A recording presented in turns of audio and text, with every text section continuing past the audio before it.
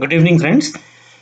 आइए आज हम लोग देखते हैं कि एक रोटरी कंप्रेसर में किस तरह से ऑयल का डिस्ट्रीब्यूशन होता है और उसमें आपको अलग से जो एक मोटा सा पाइप दिखता है जिसको हम लोग एक्यूमुलेटर कहते हैं। ये एक्यूमुलेटर किस तरीके से काम करता है उन दोस्तों के लिए है जिनको मौका शायद नहीं मिला कि वो जाके प्रॉपर ट्रेनिंग लें या किसी इंस्टीट्यूट में काम करें, इंस्टीट्यूट में ट्रेनिंग लें।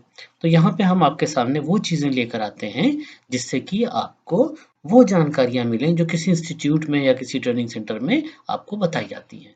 तो दोस्तों यहाँ पर एक रोटरी कंप्रेसर कटा हुआ है और हम इसको स्टार्ट कर रहे हैं। ऊपर से हमने इसमें ड्रिल मशीन से हमने इसको स्टार्ट किया है। तो आपको यहाँ पे दिख रहा है कि किस तरीके से ये ऑयल का डिस्ट्रीब्यूशन हो रहा है। बहुत तेज़ी से ऑयल जो है ये पूरे में डिस्ट्रीब्यूट होता है नीचे से पुश करके। अब क्योंकि खुला हुआ है इसलिए बाहर गिरता हुआ दिख रहा है आपको, लेकिन अदरवाइज ये पूरा ऑयल जो है वो अंदर ही कंटिन्यूअसली मूव करता है। तो इस तरीके से ऑयल जो है वो पूरे हमारे सिस्टम में डिस्ट्रीब्यूट होता है। इसी के साथ-साथ अगर आप लोग देखेंगे तो यहाँ पे आपको एक ये कंप्रेसर के साथ में पाइपलाइन दिखेगी। तो इस पाइपलाइन में हम देखेंगे, ये आपको यहाँ पे बहुत क्लियरली दिख रहा है।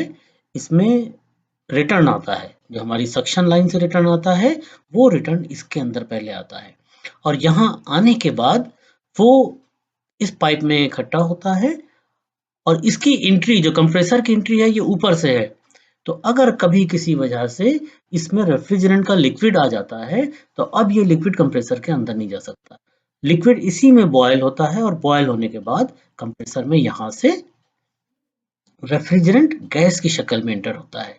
क्योंकि हमको दोस्तों पता है कि रेफ्रिजरेंट को हम गैस की शक्ल में ही, गैस की हालत में ही कंप्रेस कर सकते हैं, दबा सकते हैं। अगर वो ज़रा बराबर भी हमारे रोटर पे या जिन मशीनों में पिस्टन होता है, जिन कंप्रेसर्स में पिस्टन पे चला जाता है, तो वो हमारे कंप्रेसर को पूरी तरह से डैमेज कर देता है।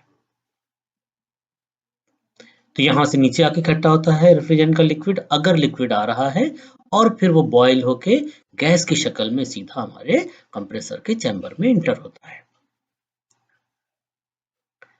इस जगह पे। तो आइए आगे भी देखते हैं ये कहाँ पे हमारा यूज होता है।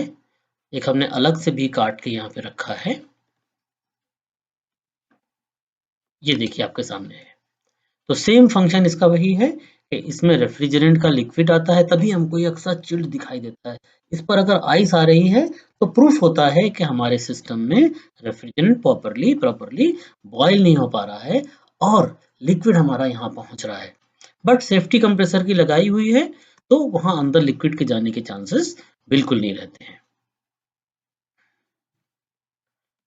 मशीन में अगर हम देखेंगे तो ये मशीन में आपको इस तरह से ये लगा हुआ आपको दिखाई देगा।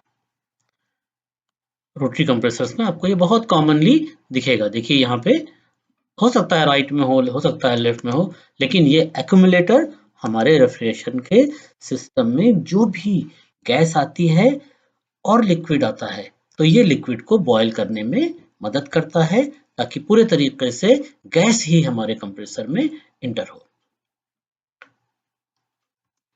तो दोस्तों हम लोगों ने आज देखा कि किस तरीके से ऑयल का डिस्ट्रीब्यूशन हमारे कंप्रेसर में होता है और किस तरीके से कंप्रेसर को सेफ रखा जाता है ताकि उसके अंदर लिक्विड ना पहुंचे और ये एक्यूमुलेटर हमारा लिक्विड को गैस में कन्वर्ट करके ही भेजता है। Thank you friends.